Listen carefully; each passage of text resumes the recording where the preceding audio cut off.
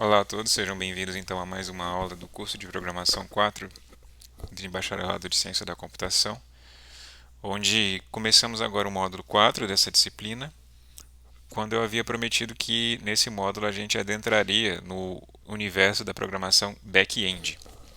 Então, a proposta dessa aula é sermos introduzidos a esse universo de programação back-end e, dentro desse universo, a proposta é que a gente trabalhe com os exercícios, os exemplos, o próprio trabalho final dentro de um framework chamado Flask. Mas antes, uma rápida revisão aqui do que significa desenvolvimento back-end. Tudo isso aqui a gente comentou nas primeiras aulas, então não é novidade nenhuma, é apenas uma revisão. A gente falou que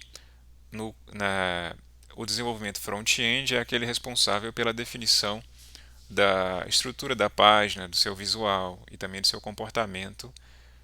E todo esse comportamento, visual e estrutura, eram todos do lado do cliente, ou seja, tudo isso é definido a partir do browser, que por sua vez está instalado no computador do cliente. Só que uma página web dinâmica, para que ela possa oferecer mais recursos do que simplesmente exposição de um conteúdo estático, ela precisa trabalhar com outras tecnologias, como por exemplo servidores e bancos de dados. E, uma vez que ela precisa de trabalhar com essas tecnologias, ela vai precisar de ferramentas que habilitam a definição de um servidor, a comunicação com o banco de dados, etc. Então, mesmo toda a parte de front-end é influenciada pelo back-end, portanto, elas se conversam entre si. Isso quer dizer também que um desenvolvedor back-end ele também está responsável pela comunicação entre o ambiente front-end e os recursos back-end de serviço, de banco de dados, etc. E não só isso, não só pela programação e definição desses recursos e comunicação entre o que é front-end e back-end, mas também ele deve ser responsável pela absorção do que é a lógica de negócios envolvida. Bom, a lógica de negócios são todas as tarefas relacionadas com os processos de um negócio, por exemplo, vendas, controle de inventário, contabilidade. Aqui eu só mencionei negócios envolvendo o comércio em si, mas tudo aquilo que você queira modelar de um problema que você quer tratar, ele pode ser entendido também como um negócio e aí ele pode ser traduzido também em uma lógica, né? Então todo esse conjunto de tarefas relacionadas, ele deve ser traduzido no futuro a, por exemplo, decisões de arquitetura de servidor, decisões de modelos relacionais de banco de dados utilizados, decisões com relação à tecnologia de banco de dados utilizada, ao tipo de comunicação que vai haver entre cliente e servidor e banco de dados, etc. Ou seja, as competências de um desenvolvedor back-end elas vão muito além do que apenas a capacidade de programar. Ele deve saber lidar também com escolhas que vão impactar, por exemplo, no desempenho da aplicação, escolhas que vão impactar, por exemplo, na capacidade dessa aplicação expandir ou retrair ou oferecer o serviço mediante diferentes níveis de acesso. Questões de segurança também estão envolvidas. Então, é o fato que um desenvolvedor back-end agrega em si muito mais capacidade do que se fosse apenas um desenvolvedor front-end, né? Além disso, outras preocupações inerentes ao universo do desenvolvedor back-end por exemplo, escolhas com relação ao gerenciamento de hospedagem, que podem impactar em indicadores de desempenho. Por exemplo, se você escolher onde hospedar essa página web dinâmica e não levar em conta níveis de acesso, a quantidade de acesso, a demanda pelo serviço hospedado naquela página, isso pode impactar diretamente no desempenho da sua aplicação. E também a preocupação com relação aos sistemas de controle de versão, né? A própria utilização disso e que permite que você salve versões antigas e modernas e atuais do seu código e permite que você faça o controle e tenha, por exemplo, o gerenciamento de erros, né? Se por acaso uma mudança ocasionou um erro, se você tem uma versão anterior salva daquela mudança, você consegue facilmente restaurar a sua versão hospedada e fazer com que ele pelo menos volte a funcionar até que encontre o problema que aconteceu. Você também tem uma forma de ter um backup, né? Um backup da sua aplicação dentro de algum desses sistemas de controle de versão, Então, é mais uma alternativa se por acaso a sua página for invadida ou atacada ou colocada fora do ar por algum ataque. Veja que muitas vezes você nem precisa oferecer um serviço diferenciado ou que chame a atenção, né? Muitas vezes você tem aí bots o tempo todo rastreando sites e procurando meios de derrubar por pura diversão, enfim. Então não quer dizer que você precisa ter um sistema com dados sensíveis. Às vezes é pelo puro prazer de verificar se seu site tem os níveis de segurança adequados e se não tem, aí você vira um troféu para alguém aí. Bom, que o conjunto de habilidades, ainda que o conjunto de habilidades de um desenvolvedor back-end possa parecer de um tamanho considerável, e de fato ele não está sozinho nessa empreitada. Então, é comum você encontrar frameworks que agregam dentro de si o conjunto de ferramentas entre todas essas áreas de competência que vão ajudar esse desenvolvedor a desenvolver uma aplicação de maneira mais rápida e mais adequada pelas suas demandas. E é por isso que a nossa estratégia aqui vai ser trabalhar com o framework, porque o framework vai nos levar de maneira mais direta àquilo que a gente quer para essa disciplina. Tecnicamente é possível codificar toda a estrutura back-end de uma página, camada por camada, passo a passo, sem o auxílio de nenhum framework. Só que é claro que você vai ter muito mais trabalho, né? Porque o framework é um esforço de um conjunto histórico aí de programadores que foi definindo aí os atalhos para o alcance dos objetivos e disponibilizou depois o conjunto dessas ferramentas a partir de frameworks. Então, frameworks fornecem um modelo padrão para o desenvolvimento de aplicações web dinâmicas, né? Frameworks web fornecem um modelo padrão para desenvolvimento de aplicações dinâmicas web. Por exemplo, fornecendo bibliotecas para acesso a banco de dados, templates para definição de como que essas páginas vão ser demonstradas, né, a partir dos dados que querem ser mostrados, controle de sessão, reutilização de código. Então, mais uma vez, você poderia fazer tudo isso na mão, né, sozinho, sem auxílio de nenhum framework. Mas a existência dos frameworks permite com que o conjunto das ferramentas necessárias para a provisão de uma aplicação web dinâmica seja muito melhor organizado e fica muito mais fácil você ter acesso a toda a gama de possibilidades. E aí, claro que o seu produto vai ficar o seu produto vai ficar pronto mais rápido. Uma das características dos frameworks é que eles organizam os diferentes domínios em diferentes arquiteturas. Então, a arquitetura mais utilizada nos frameworks é a arquitetura MVC, Model View Controller, que nada mais é do que uma arquitetura que divide os diferentes domínios em essas três camadas que comunicam-se entre si.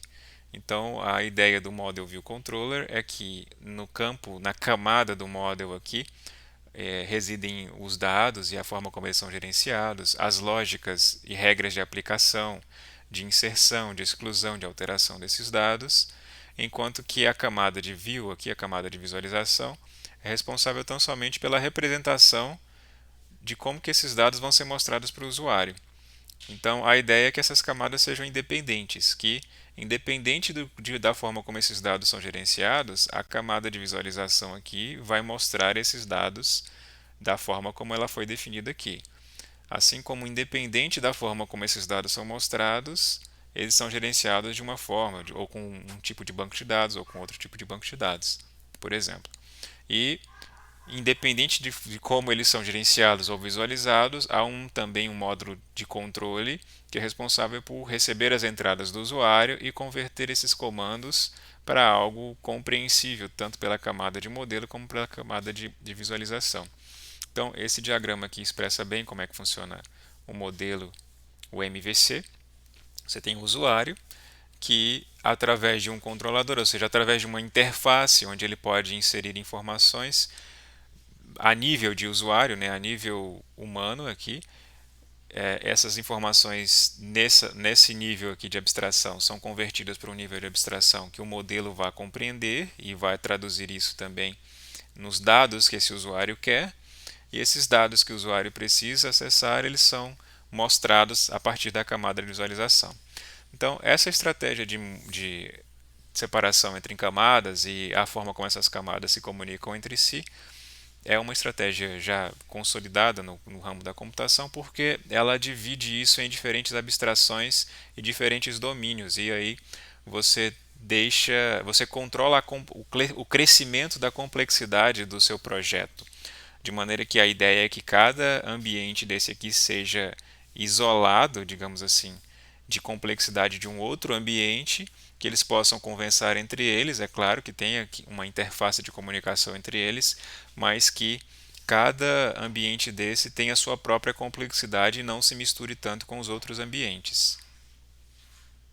Então, existe uma série de frameworks à disposição de programadores, já consolidados, inclusive, e com diferentes casos de uso de aplicações que você já conhece. Tem o Django, por exemplo, que é oferecido a partir de Python, e tem casos de uso famosos como o Instagram, o Coursera, e também tem outras linguagens aqui envolvidas como PHP, Ruby, Java e etc. Nós vamos utilizar o Flask. O Flask é baseado em Python, tem alguns casos de uso aqui de utilização dele, mas ele é legal para a gente utilizar aqui porque ele é bem contido. O Flask é uma microestrutura baseada em Python que não requer bibliotecas e ferramentas específicas. Então, ele é uma microestrutura porque quando você instala ele, ele vai instalar apenas o básico do que é necessário para criar uma aplicação web dinâmica. A partir das demandas que você for tendo de instalação de novas funcionalidades, ele permite essa instalação e ele permite também de maneira flexível, ou seja, ele não tem lá um conjunto de soluções oficiais que você é obrigado a utilizar a partir dele. Por exemplo, se eu quero utilizar o MySQL ou o MongoDB ou enfim qualquer outro tipo de banco de dados, ele vai te permitindo acrescentar a ferramenta que você precisa para resolver o seu problema. Então ele é flexível nesse sentido. Então ele vai oferecer um suporte a diferentes extensões que podem adicionar recursos como se fossem implementadas pelo próprio. Então ele é esse ponto aqui de conexão com diferentes extensões que não precisam ser baixadas a contento. Você pode ir baixando sob demanda à medida que for precisando dessa solução. Então eu vou utilizar o Flask como ferramenta, como um meio para a gente encerrar o conteúdo da disciplina no que diz respeito aos conceitos envolvidos no desenvolvimento de back-end. Por exemplo, com relação ao acesso ao banco de dados, a definição de um servidor, a comunicação entre cliente e servidor, a controle de sessão, etc. Então, vai ser mediante ele que a gente vai fazer isso, e é aqui que a gente vai começar nessa jornada, desde a instalação da aplicação e o trabalho de e a execução de alguns exemplos na aula de hoje. E a partir desses exemplos, a gente vai navegando por alguns conceitos e reforçando eles aqui e ali. Para proceder com a instalação do Flask, eu coloquei aqui uma espécie de tutorial passo a passo e vou fazer aqui com vocês. E esse tutorial ele foi baseado em Linux. Dá para você fazer isso tudo no Windows? Dá. Mas eu até pensei em colocar versões para o Windows aqui também, mas falei, não, é melhor você fazer isso no Linux, porque, enfim, se você já não tem o hábito de fazer isso, de trabalhar num ambiente Linux, é bom que você vá criando esse hábito também. Se você não tem tempo, talvez, aí para poder fazer um dual boot, por exemplo, na sua máquina, você pode, por exemplo, utilizar o VirtualBox para isso, né? Então você pode, por exemplo, baixar uma imagem já pronta. Aqui nesse site OS Boxes, você tem uma série de versões aqui Linux para você baixar. Então eu baixei, por exemplo, a Linux Mint, que é uma versão bem leve do Linux. E aí você pode usar o VirtualBox para poder importar esse disco virtual dessa imagem do Linux. Você pode vir aqui e clicar em New, dar um nome para ela, né? Vamos chamar de Linux Mint, justamente para ele já se adequar aqui. Coloca aí pelo menos uns 2 GB de memória para ela, eu vou colocar aqui 3. E aí nessa parte aqui de hard disk você vai justamente procurar o arquivo que você baixou aqui. Então usar um HD virtual, manda adicionar e procura ele lá onde você baixou. Aqui eu já baixei ele, já extraí, né? Ele vem compactado Eu baixei e extraí aqui pela essa pasta, selecionei, escolher, criar. Bom, depois disso você pode inicializar a sua máquina virtual.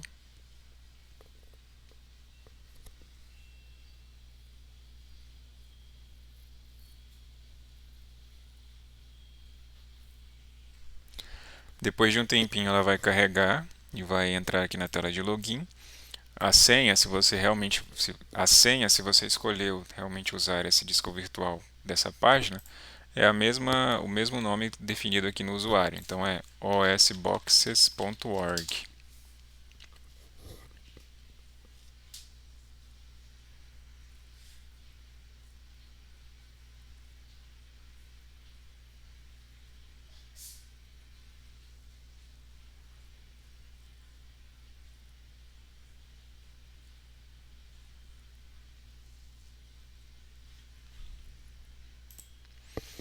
Bom, depois de um tempo ele vai abrir aqui sua interface.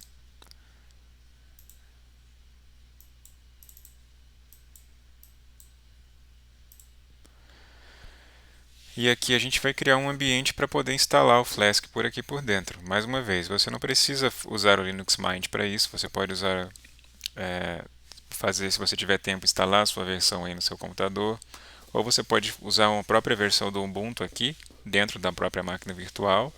É bom que você tenha memória suficiente para fazer isso, senão fica impossível você trabalhar lá dentro. Mas aqui a gente vai utilizar pelo menos para demonstração. Claro que se você realmente for trabalhar aqui dentro, é melhor que você instale a placa gráfica pelo VirtualBox, né? Você vai ter que ir lá no VirtualBox, nas configurações, aqui em Display, tem a opção aqui para você ativar a aceleração 3D, então você pode dar mais memória para ele aqui, ativar a aceleração 3D, e aí você consegue, por exemplo, deixar essa tela maior, né? Enfim, ter mais facilidade de trabalho aqui dentro. Por enquanto, para o que a gente precisa, que é só demonstrar a instalação, que é o suficiente. Bom, lá a gente vê que a primeira coisa que ele pede para instalar o Python, né? O Python 3. Né? Ele vai trabalhar sempre com a versão do Python 3 aqui dentro. Felizmente o Might já tem o Python 3 instalado aqui dentro. Né? Então, se você digitar Python 3 lá, ele já vai abrir o console dele, então você não precisa instalar. Agora, ele também pede para você instalar o ambiente virtual e o pip, né, que é o instalador de pacotes aqui do Python. Então vamos copiar esse comando aqui para poder instalar esse ambiente virtual.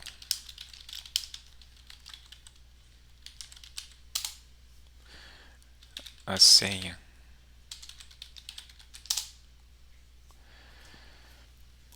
Confirma.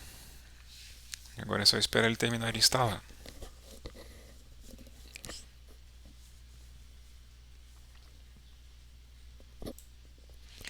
Bom, terminada a instalação do Virtual Environment, a gente vai instalar também o pip. Então, sudo apt install python 3-pip.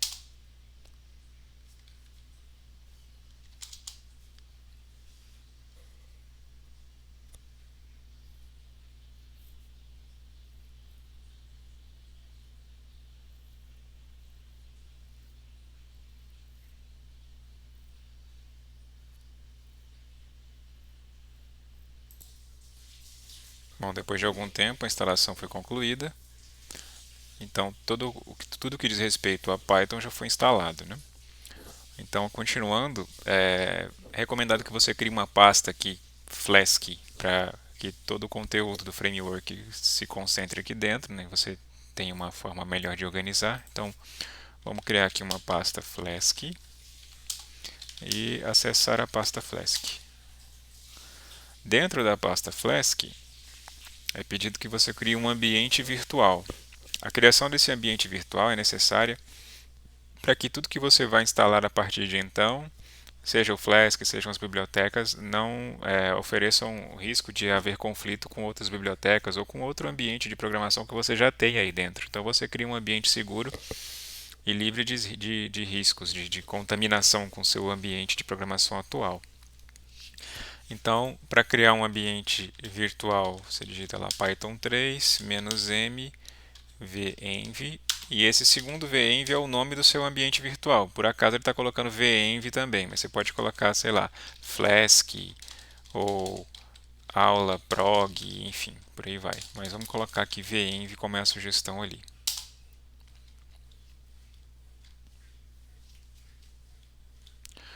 Bom, uma vez criado o ambiente virtual, para você acessar e passar a estar dentro desse ambiente, você digita source venv bin activate. Então, para você ter certeza que você agora está dentro desse ambiente virtual recentemente criado, você tem que ter esses parênteses aqui indicando que você está dentro dele. Dentro desse ambiente virtual, você pode chamar o pip para poder instalar o Flask. Então, pip install Flask.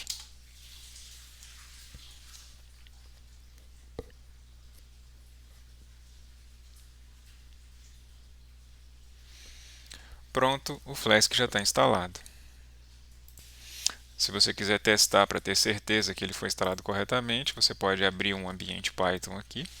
Veja que agora você nem precisa dizer Python 3 mais, porque se eu estou dentro do ambiente virtual criado pelo Python 3, o Python é o único Python que existe dentro desse ambiente virtual. Então não há conflito entre invocar Python ou Python 3 aqui. Então se você digitar aqui import Flask e ele não deu erro nenhum, é porque o Flask já está instalado dentro desse ambiente virtual.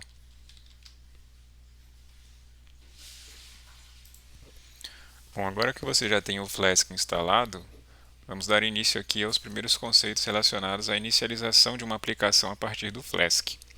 Então, toda aplicação Flask deve criar uma instância de aplicação.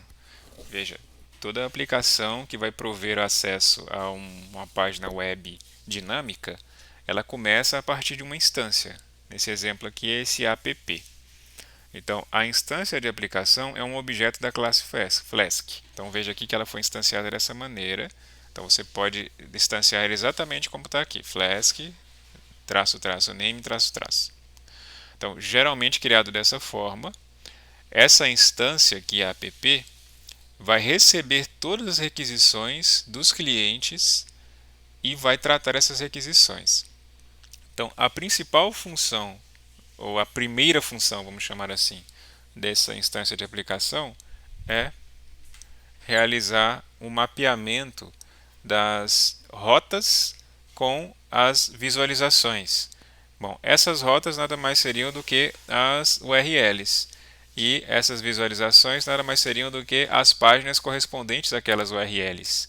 Então, lembra que views está relacionado àquele MVC, né? O V é de view, justamente porque é a forma como esses dados vão ser mostrados. A gente vai ver como é que isso aqui vai evoluir com o tempo, essa visualização. Mas a instância de aplicação precisa saber qual código precisa executar para cada URL requisitada.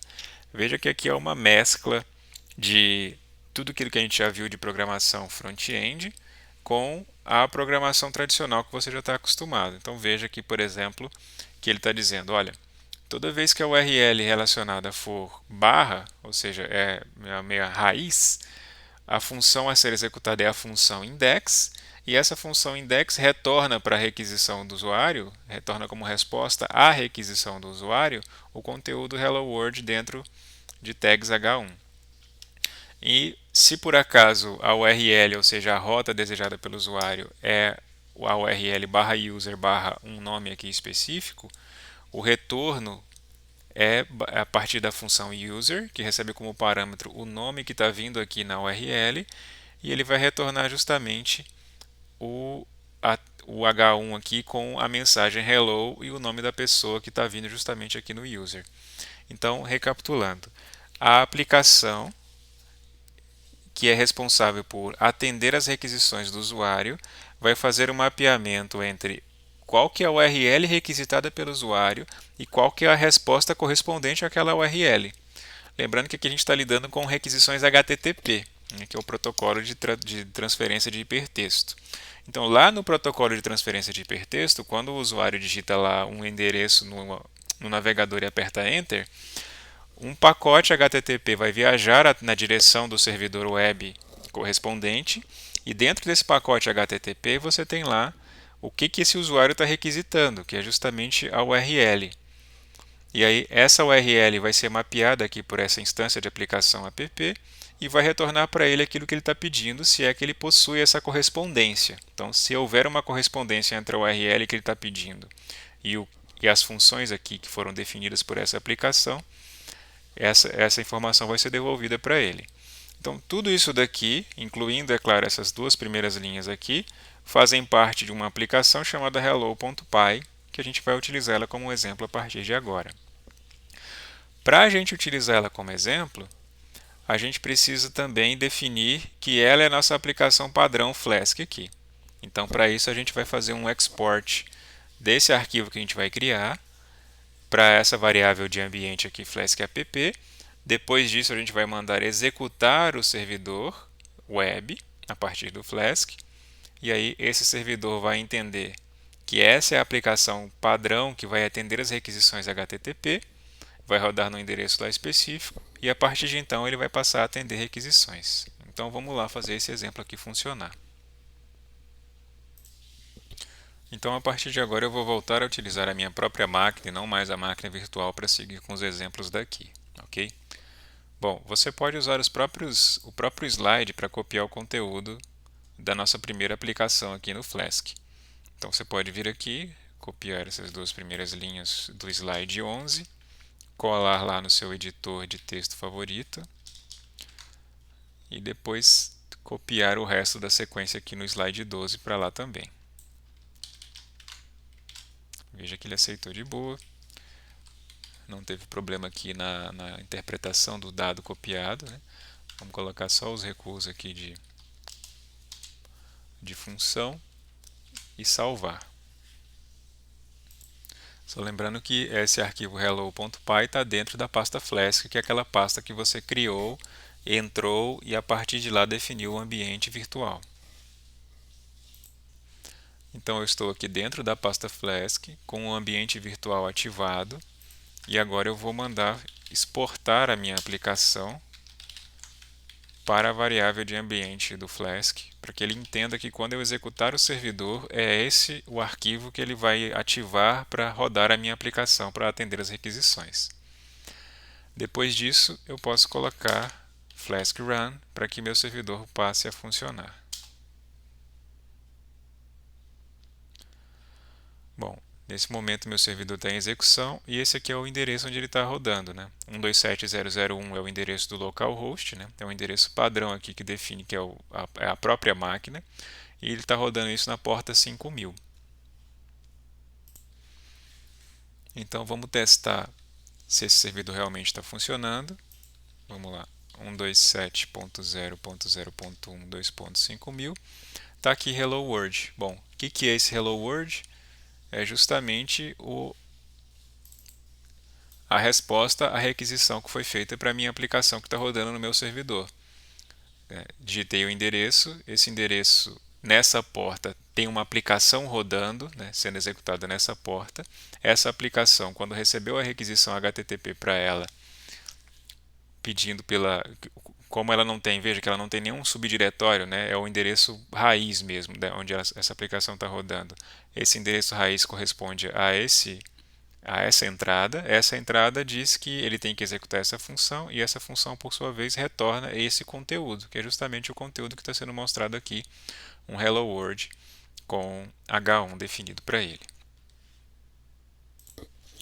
Então veja que uma outra rota definida dentro dessa aplicação é uma rota onde se o cliente fizer uma requisição pela URL raiz /user um nome específico aqui digitado, ele vai ter que executar essa função user. Veja que é possível passar por parâmetro aquilo que é passado na requisição. E esse parâmetro pode ser impresso, inclusive, dentro do próprio HTML retornado aqui. Então, ele vai pegar esse name e passar como parâmetro para essa função e vai imprimir isso aqui no lugar onde tiver essas chaves aqui definidas. Então, vamos lá fazer esse exemplo. Então, se eu vier aqui e colocar /user /sandino, como eu já havia feito no exemplo aqui, ele imprime meu nome e ele imprime qualquer outro nome aqui que você digitar. por aí vai.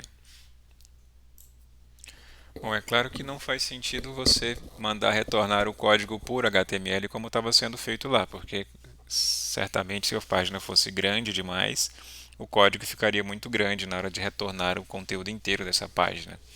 Então, para a gente começar a avançar numa maneira mais prática de você retornar o código HTML requisitado pelo usuário, é demonstrando o uso de templates aqui dentro do Flask.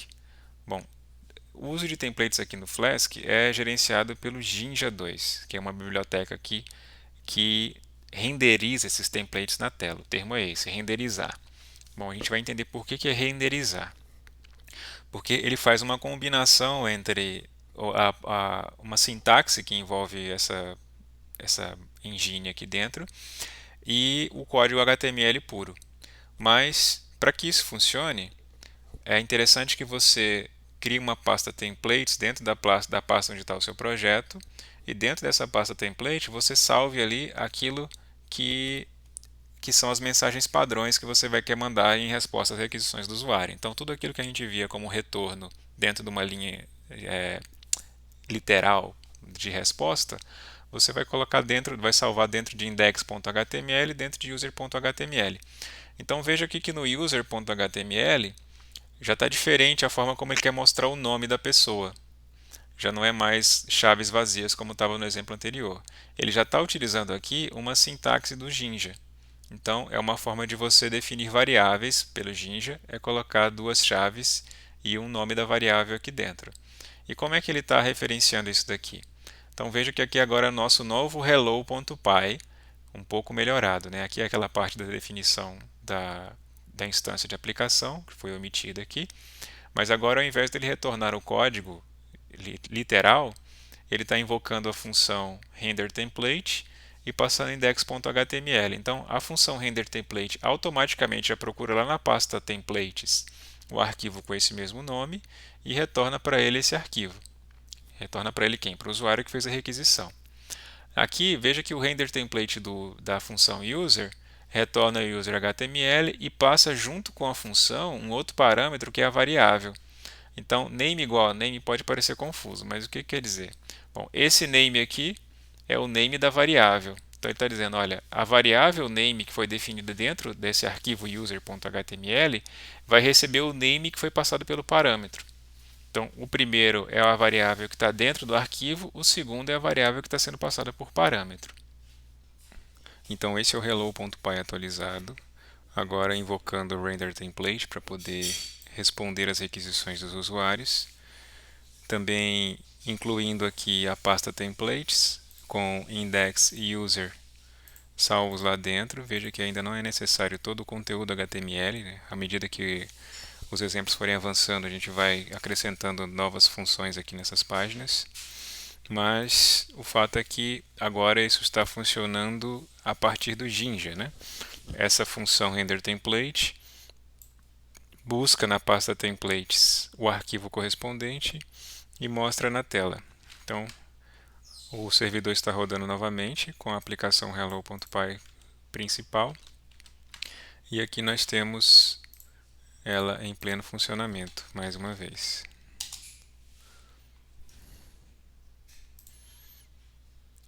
Então, a partir do uso de templates, é possível modificar o conteúdo de uma página HTML pelo Jinja, principalmente a partir do uso de variáveis. Então, o Jinja 2 reconhece variáveis de qualquer tipo, mesmo tipos complexos como listas, dicionários e objetos. Veja aqui alguns exemplos: o uso de dicionário, o uso de lista, inclusive referenciando um objeto específico dentro da lista, um valor de uma lista a partir de uma variável. Então, eu posso passar não só a lista, mas uma variável lá para dentro para ele referenciar aquele objeto. E eu posso também passar objetos e invocar métodos a partir desses objetos. Além disso, existe a possibilidade de definição de estruturas de controle. Você pode fazer if-else dentro de uma página que o Jinja consegue interpretar isso, né? Imagina que user aqui seja um nome de usuário que foi recuperado de um banco de dados e que se ele de fato trouxe alguma coisa, ele vai mostrar essa informação, se não, ele mostra hello stranger. E aqui temos uma estrutura de repetição também possível, né? um for aqui com base, por exemplo, numa lista de comentários, onde cada comentário é mostrado numa lista não ordenada, né? Seguindo aqui também nas possibilidades de uso de templates e nas suas capacidades, temos também a possibilidade do uso de herança, o que é muito interessante porque permite a criação de templates bases que podem ser sobrescritos por templates derivados. Veja aqui a definição de um template base, então perceba aqui que ele tem uma estrutura básica de um código HTML. Então era por isso que lá a gente poderia ter aquele index e aquele outro user.html só com um trechinho HTML, porque você pode separar, criar uma estrutura básica e aí alocar nessa estrutura blocos de código que podem ser variáveis de acordo com a resposta que você quer dar para o seu usuário, né, para a requisição do seu usuário. Então esse seria o nosso base.html. Então perceba aqui que é uma estrutura básica HTML onde são definidos alguns blocos. Então ele deu o nome aqui do título, né, da tag title aqui de o bloco que corresponde ao cabeçalho, né, block head and block. Então tudo que está entre block head e end block pertence ao bloco chamado head. E tudo que está entre block title e end block pertence ao bloco chamado title. Tudo que está entre block body e end block pertence ao bloco chamado body. Então, uma vez que isso aqui é salvo com esse nome aqui base.html, isso aqui pode ser agora estendido, ou seja, herdado por templates derivados. É o que está acontecendo aqui. Então, esse arquivo aqui, que é o nosso novo index.html, estende esse arquivo. Isso quer dizer que é como se ele importasse toda essa estrutura para cá. E aqui dentro dele, ele diz o que dentro dessa estrutura ele vai ser preenchido. Então, por exemplo, ele está dizendo que o que corresponder a block title nessa estrutura vai ser preenchido com index. O que corresponder a block head nessa estrutura vai ser preenchido com esse conteúdo aqui dentro. O uso do super aqui nesse sentido tem a função de invocar aquilo que foi referenciado lá no template py. No caso aqui ele está dizendo que o que vem dentro do block head do pai deve ser colocado aqui também no filho. Bom, se a gente for lá, o block head do pai tem uma tag title seguida de um outro conteúdo aqui dentro. Então ele está dizendo que tudo que já tiver no pai dentro da tag body, dentro do bloco head, deve ser repetido aqui dentro, acrescentado dessas tags de style aqui. Então super tem essa função, a função de trazer do pai também para o filho. Um exemplo que temos aqui, por exemplo, aqui temos um bloco body feito no template py. Nesse bloco body também temos um bloco child aqui que herda esse template py aqui e esse bloco body, o bloco body do template filho tem oi do filho e depois ele chama o super dentro do bloco body do filho. Então, o que você teria como saída nesse bloco body do filho seria oi do filho e oi do pai, ou seja, o oi do filho que foi definido no template derivado, e quando ele invoca super, ele vai lá no conteúdo que estava no bloco body do pai. Bom, o conteúdo que estava no bloco body do pai é aqui, oi do pai, que vai aparecer lá também para ele. Então, assim como lá em herança, por exemplo, em Java, o uso de super faz com que ele invoque o método do pai, aqui o super invoca o conteúdo do bloco do template base. Bom, para demonstrar isso aqui na prática, agora eu atualizei o index.html utilizando o recurso de definição de blocos do Jinja e também defini aqui o nosso template base. Então esse é o template base, esse é o meu novo index.html que herda do template base e que diz que lá no bloco do título ele vai incluir index, ou seja, aqui dentro do title, bem nessa região, vai entrar index-myapplication e também lá no bloco body ele está dizendo que vai acrescentar hello world. Isso quer dizer que aqui vai substituir por hello world com H1.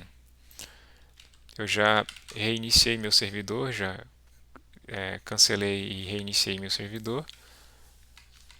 Daí esse é o Hello World novo sendo publicado aqui. E se eu for lá no código-fonte, bom, o que eu vou ver é o código-fonte tradicional, né, com puro HTML, justamente com o index substituindo lá a minha variável e com o Hello World já acrescentado dentro do block body.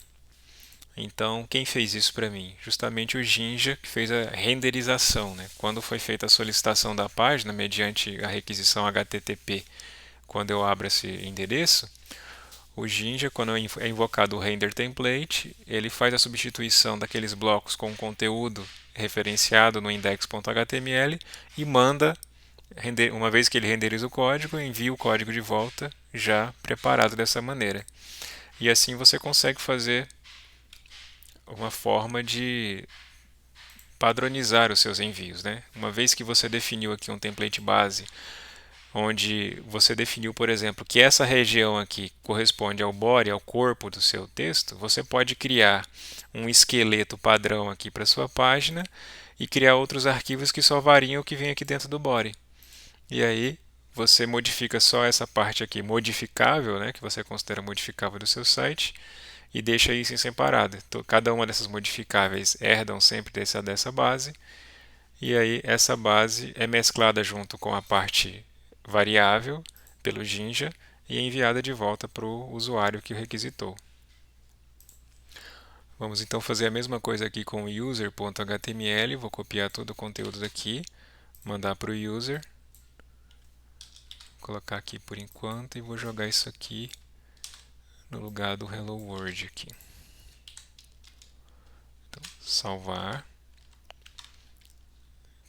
cancelar a execução do meu servidor e executar novamente. Daí agora eu vou no meu navegador e testar mais uma vez a referência aqui. Pronto, está funcionando e mais uma vez o código aqui para o cliente é HTML puro, né? Mas aqui lá no servidor foi feito todo aquele processo de renderização do template.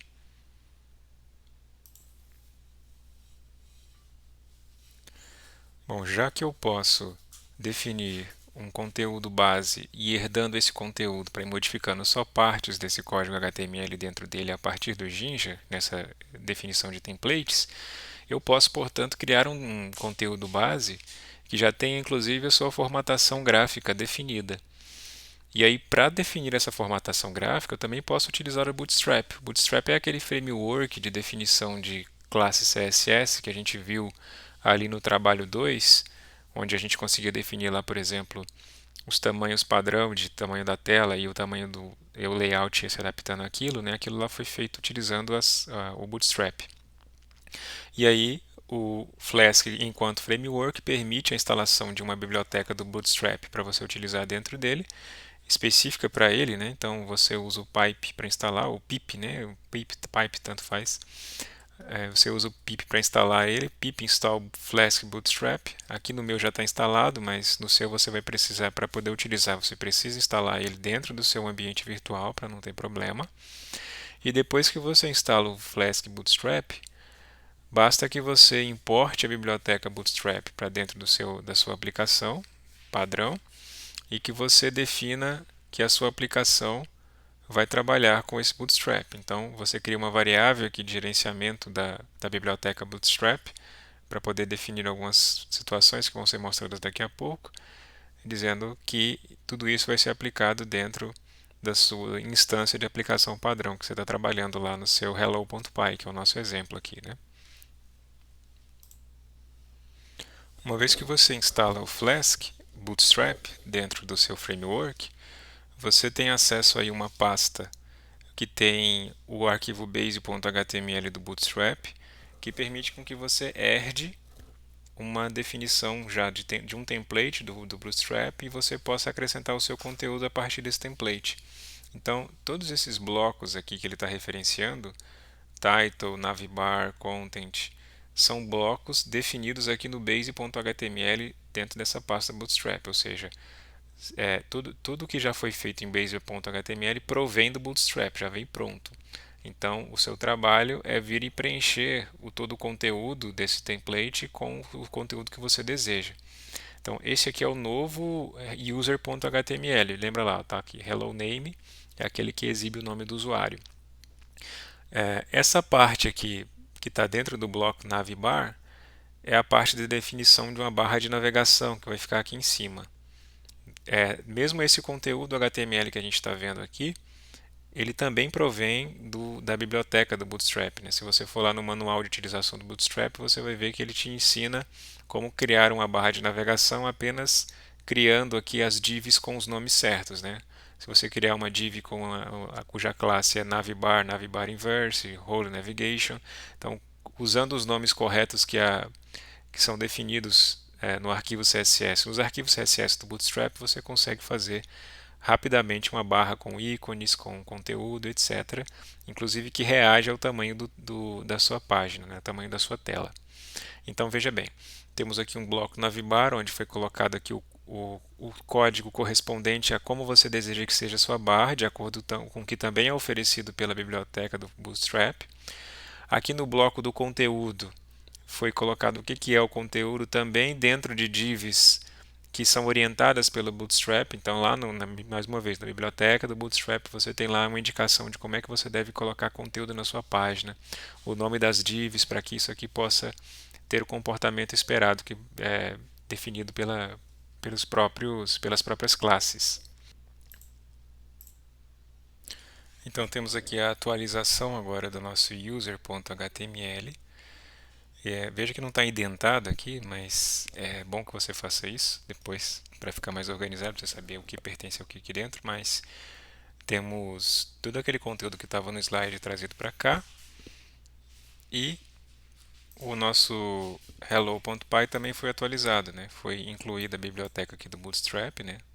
Para importação dela, foi involucrado aqui a nossa instância de aplicação para dizer que eu vou utilizar o Bootstrap aqui dentro. E aqui continua a mesma coisa, né? Continuo invocando o user HTML pelo render template, ou seja, o nosso Jinja vai fazer a mescla entre o que está aqui, não o que está aqui no base, né? Não é mais desse base, mas é o que está lá no bootstrap barra base, né? É o que está aqui dentro desse arquivo, mais o que foi colocado aqui para ser substituído no arquivo original.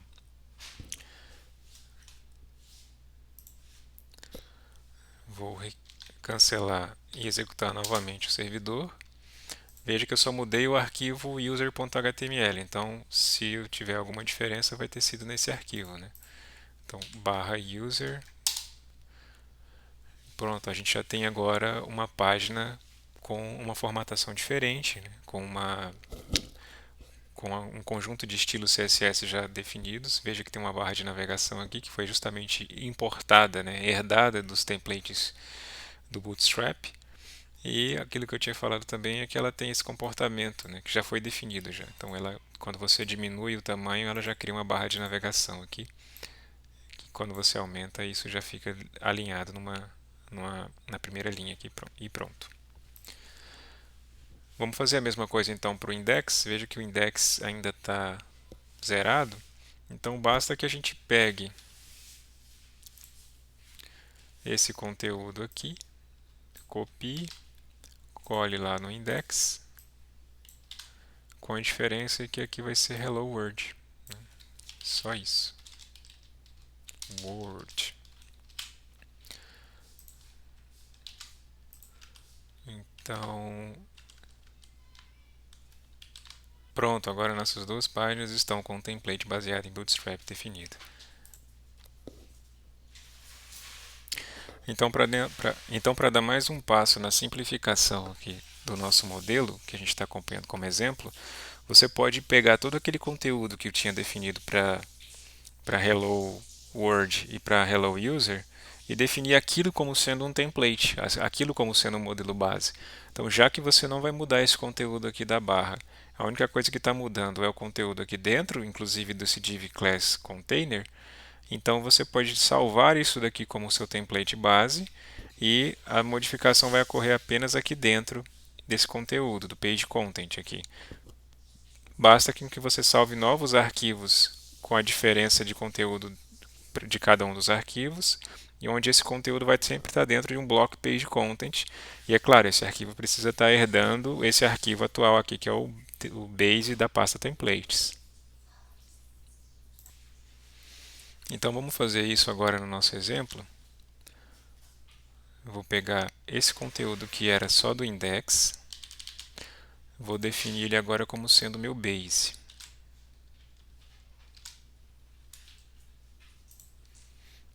Fiz toda a indentação aqui necessária para deixar o código mais organizado. E aí aqui no lugar do Hello World, eu vou criar um novo bloco chamado de Page Content. Block Page Content.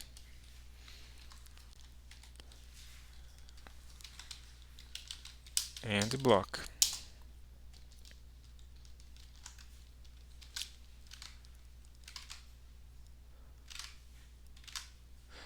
A partir de agora, basta com que as novas páginas agora possuam uma definição do que é Page Content, herdando a partir desse base. Então, vamos lá no nosso index e no nosso user.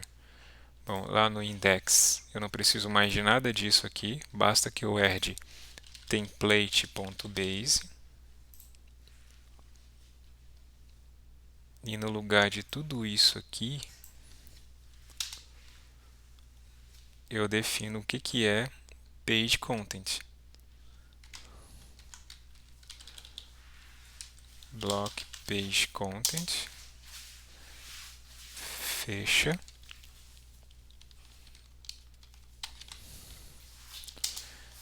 H1, H1, hello world.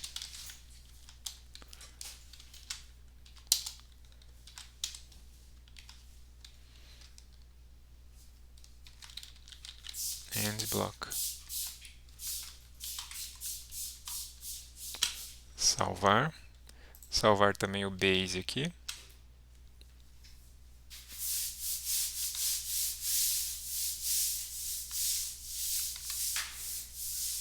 Cancelar e executar novamente.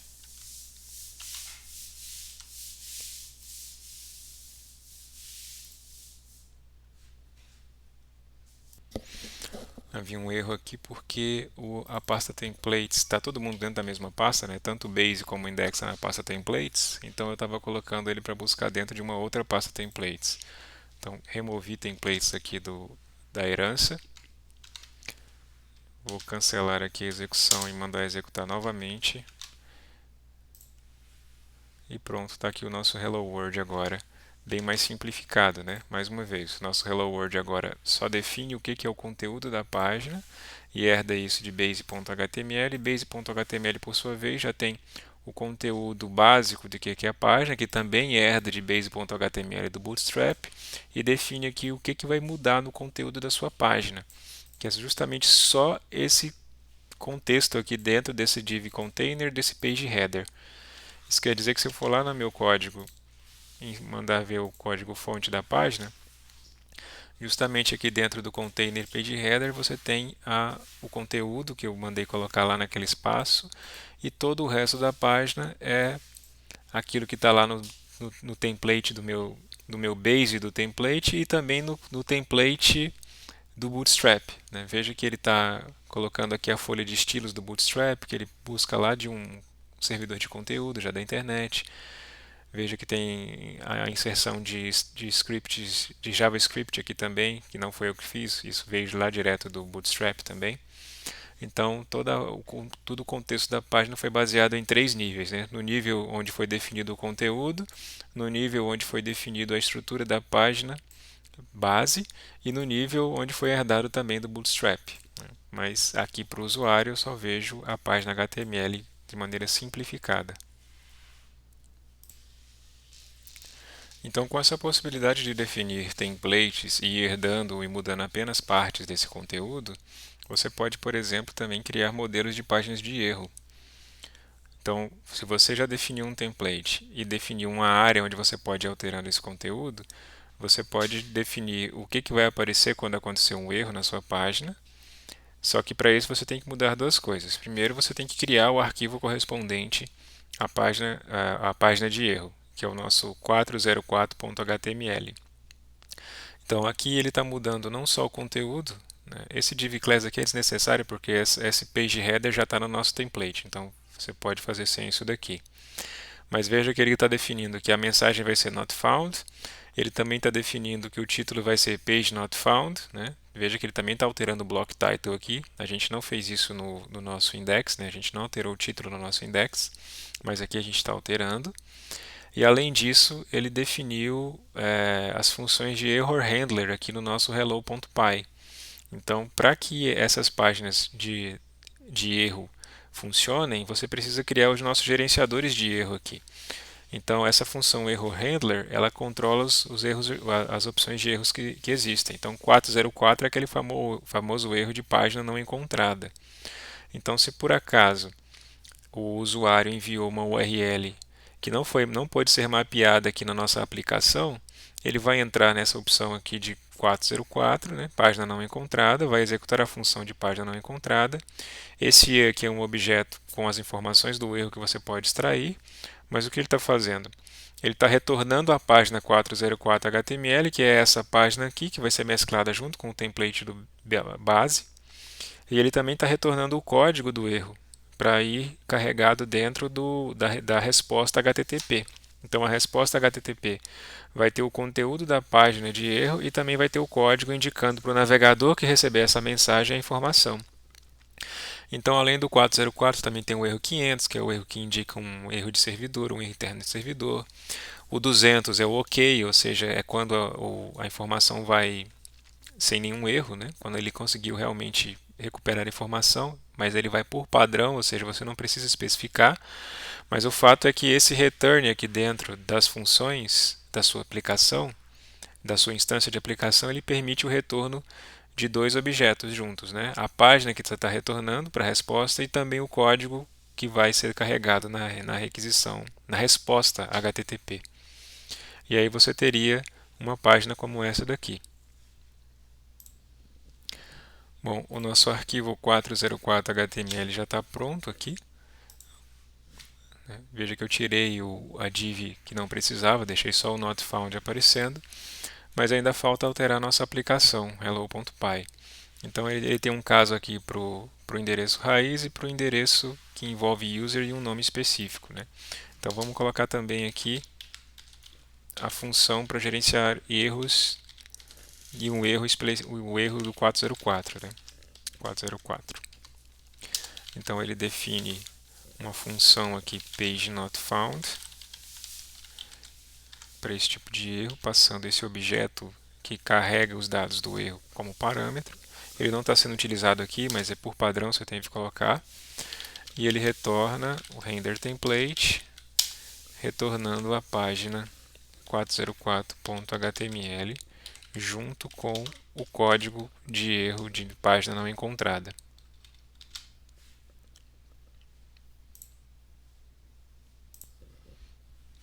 De volta aqui a nossa página exibida no navegador, mas que foi recuperada do nosso servidor aqui local. Eu não salvei a atualização ainda, não atualizei meu servidor ainda, então se eu vier aqui digitar uma página que não existe, ele vai me mostrar aquela página not found padrão, né? Mas se eu reiniciar meu servidor, veja que aqui foi a resposta para as requisições anteriores de dev, né? Então ele mostrou aqui o 404, que é o meu erro. Veja que quando o get, que é a solicitação pelo endereço barra aqui, né, que é o nosso endereço raiz, foi bem sucedida, a resposta foi 200 para ele, porque ele conseguiu recuperar a informação e a informação recuperada com sucesso ocasiona no código 200. Quando ele tentou buscar o endereço barra dev e o servidor não encontrou essa informação, ele devolveu o 404 para ele de maneira automática. Agora que eu já reiniciei meu servidor, se eu tentar acessar uma página aqui não encontrada, que é essa página dev, você vê que o formato da página de resposta de página não encontrada já mudou, porque ele já foi definido dentro daquele template, né, daquele nosso template que está salvo lá em base.html.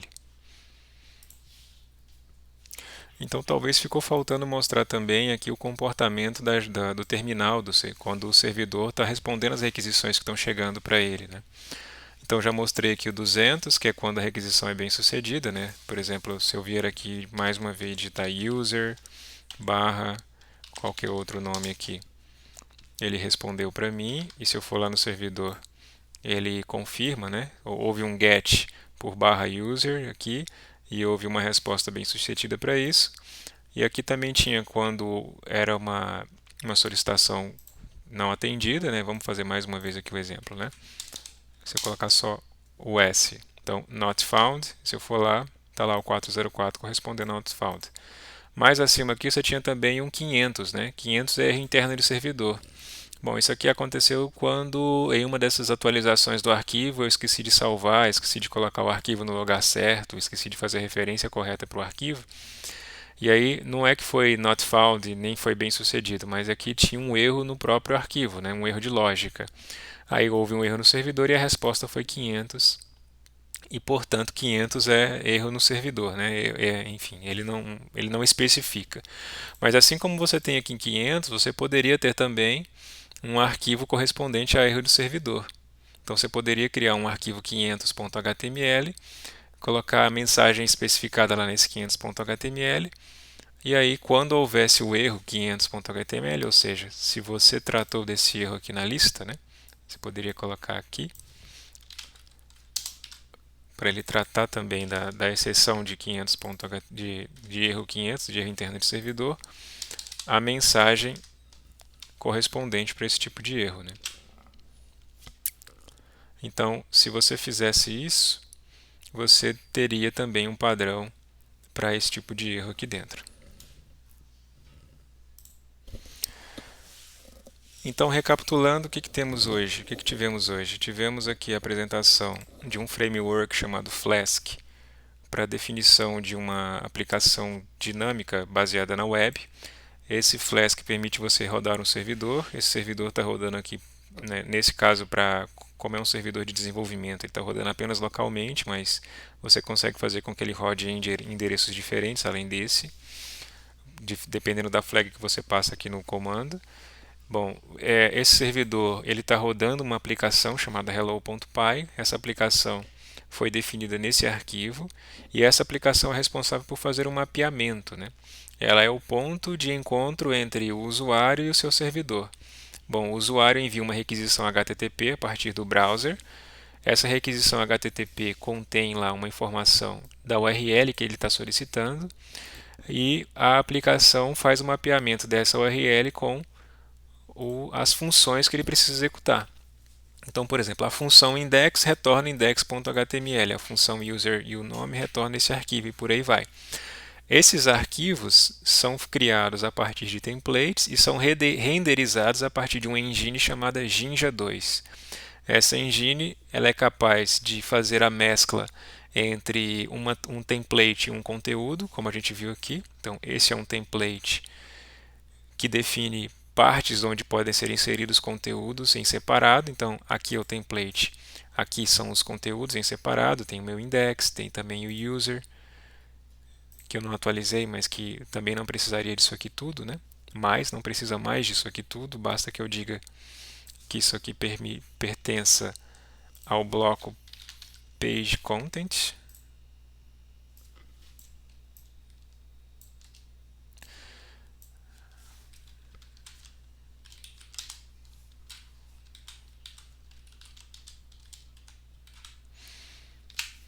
E temos também a possibilidade, a partir desse uso de template, de criar páginas padrão de erro, como a gente fez aqui com a 404. E essa página padrão de erro ela pode ser referenciada a partir de error handlers, né, de gerenciadores de erro, onde você define o tipo de erro que se acontecer, qual que é a página que ele deve retornar, também com base nesse esquema de conteúdo e de template. Então, por hoje é só a respeito de a introdução a Flask. Veja que só nessa introdução a gente já viu bastante do que a gente já precisa para poder criar aplicações dinâmicas. Então, nas próximas aulas a gente vai ver sobre o uso de servidores, sobre o uso de formulários, sobre o envio de informações pelo formulário para nossa aplicação, o tratamento dessa informação e também sobre o banco de dados, né? Como traduzir essa informação numa consulta ao banco de dados que possa ser retornada e apresentada no meu browser, né? E gerenciada aqui pelo meu ponto de associação entre meu cliente e meu servidor. Então, obrigado para vocês que acompanharam até aqui e até a próxima.